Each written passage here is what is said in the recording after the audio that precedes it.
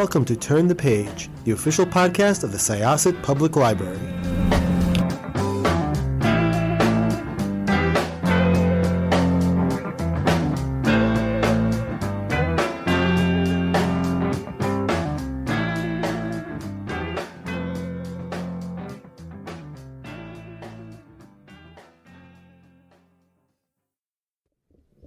Hi, welcome to Turn the Page from the Syosset Public Library. This is Evelyn. And this is Jessica. And we're speaking with Clare Pooley, who wrote The Authenticity Project, which was a very, very interesting premise. I'm really enjoying it.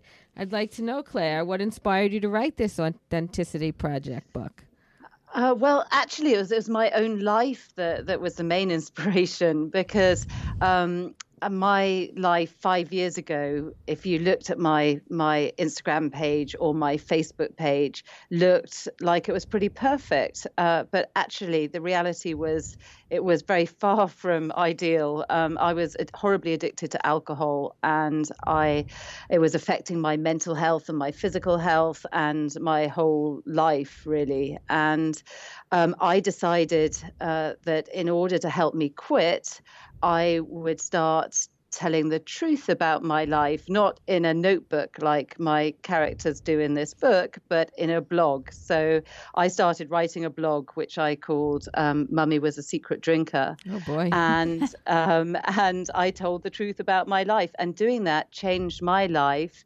And it changed the lives of thousands and thousands of people around the world who read it. And that made me think, what would happen if we were all more authentic about what was going on in our lives? That's actually quite amazing. You probably have a base already who followed you on your blog, ready to read this book and see how it hashes out in a fictional setting.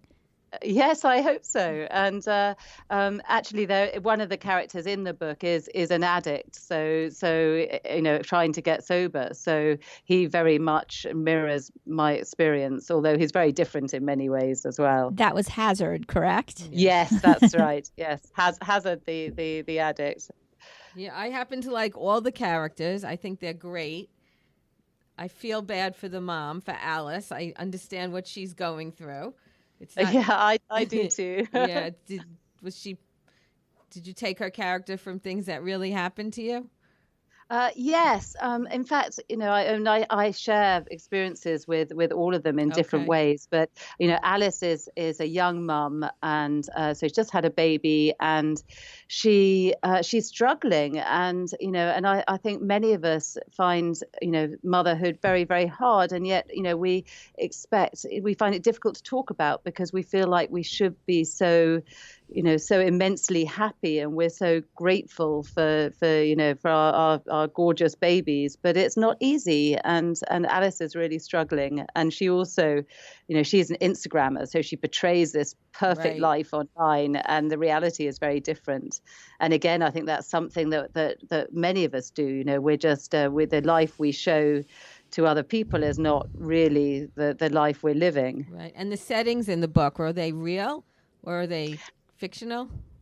Yeah, it's all set around my hood, actually. So it's all set around my area of London. A part of the book travels around London, but it also goes to Thailand, a little island which is very much based on an island that I spent some time on back in 1987. Oh, wow.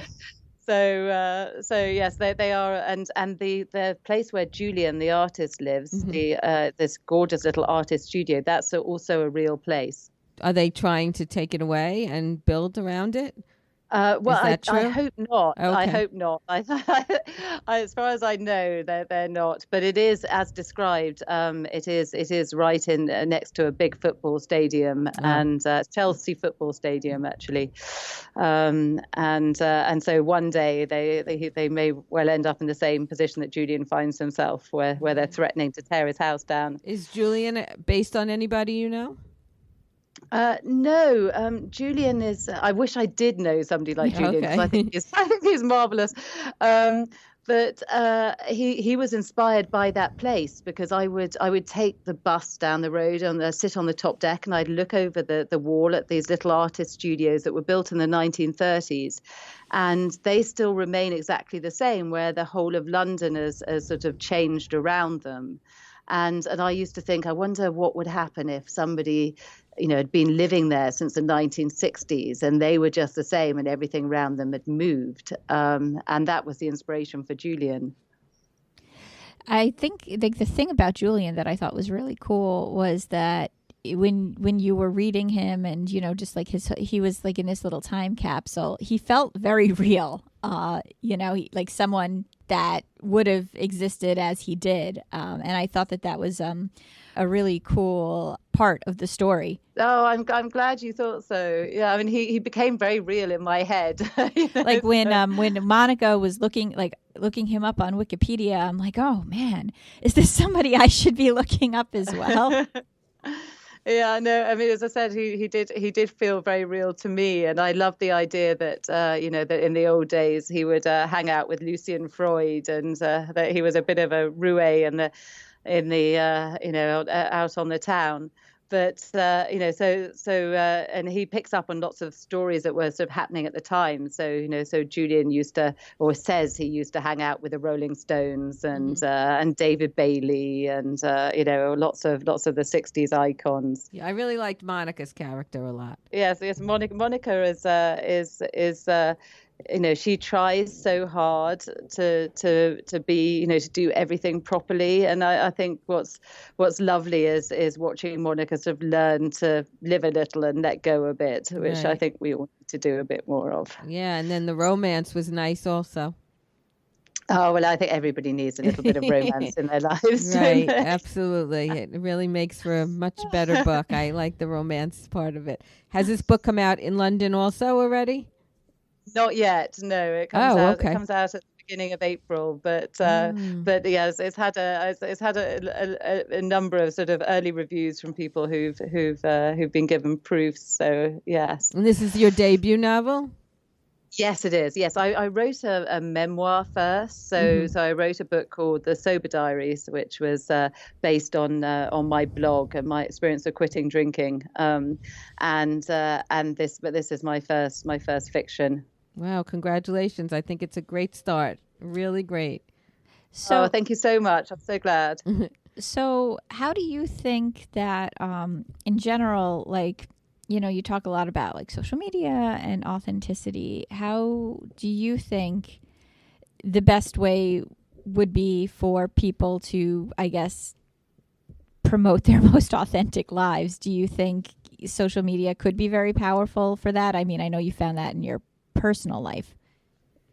Yes, I think it's very scary, the idea of showing or sharing the truth about your life online or in real life. But once you do it, once you take the step, you realize that actually when you make yourself vulnerable, people are really kind, and it makes a big difference to other people's lives as well, because if you admit the things you're struggling with, you find other people feel better about the things they're struggling with. So it has a fabulous sort of cumulative effect.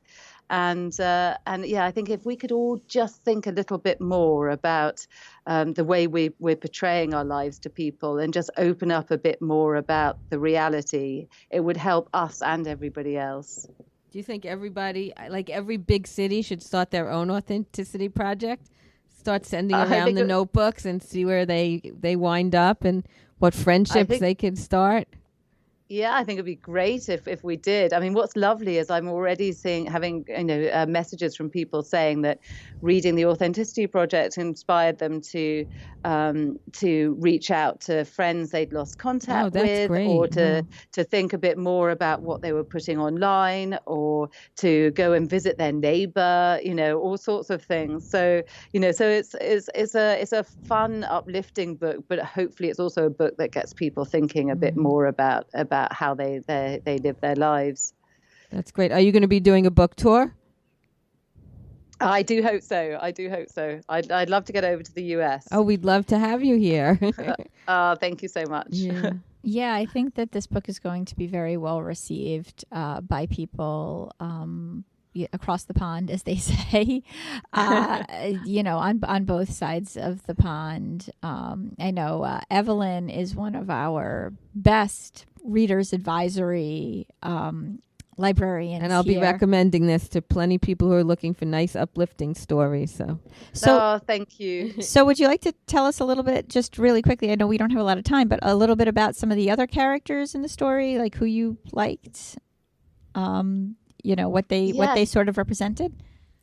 So Monica is they are cafe owner who, as I said, is a bit she's a bit uptight. She wants, she's what she struggles with is the fact that, as I think many women do, is the fact that she's a feminist. She believes that she doesn't think she needs a man. She wants she wants to be independent, and she's a business owner. But she's lonely. She wants a partner. She wants to fall in love, and I think that's a real struggle for women these days. On the one hand, you want to feel like you can, you don't need a man. On the other hand, we all want some love in our lives. Absolutely. So that's Monica, and then Hazard is our addict who is struggling to get sober. And, what he finds difficult is, he's also sort of lonely in a different way, and that, he's had to ditch all his old friends and contacts because, it's too dangerous for him to see them right now. So he's having to build a whole new life for himself. And then Alice, we've already talked about, the new mum who's struggling with a baby. And Julian, the artist, who is, who after his wife died, just became very isolated and cut off from life. So those are the four main characters, and they're all struggling with something. And I love the grandmother. Who yes, owns a Chinese restaurant? You make the food, Mrs. Fu. You make the food sound so good. I think there may be an uptick in wonton soup. Yeah, absolutely. And I'm not even a big Chinese food lover, but the food sounded great. It definitely made me want some of it. Absolutely. Yeah. Oh, good. Yeah. Well, yeah, I think what's interesting about this group of characters is they range in age from 29 to 79, and they're all different. They're different nationalities. They're their different sexual orientation, and yet they all sort of they all meet each other and become this lovely little community. Yes, it is very nice group of friends. Are you working on anything else right now?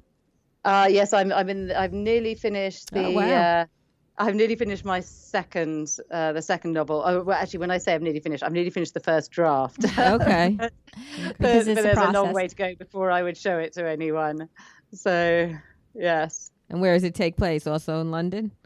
All over. Actually, there's a number of scenes in the US. So it's based in London, New York, San Francisco, and the south of France. Have you been over here? Have you been across the pond? I have been in the past. I haven't been over for a while. But I'm hoping to come over again very soon. Okay, great. Well, we welcome you by book first, and then hopefully by your presence soon.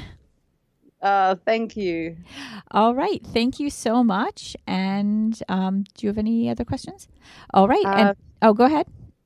No, I love chatting to you guys. Thank you so much. Thank you. I love your accent. By the way. And I love yours. Oh, thank you. So we are going to close this chapter of Turn the Page. It's time to close this chapter of Turn the Page. Join us for the next episode.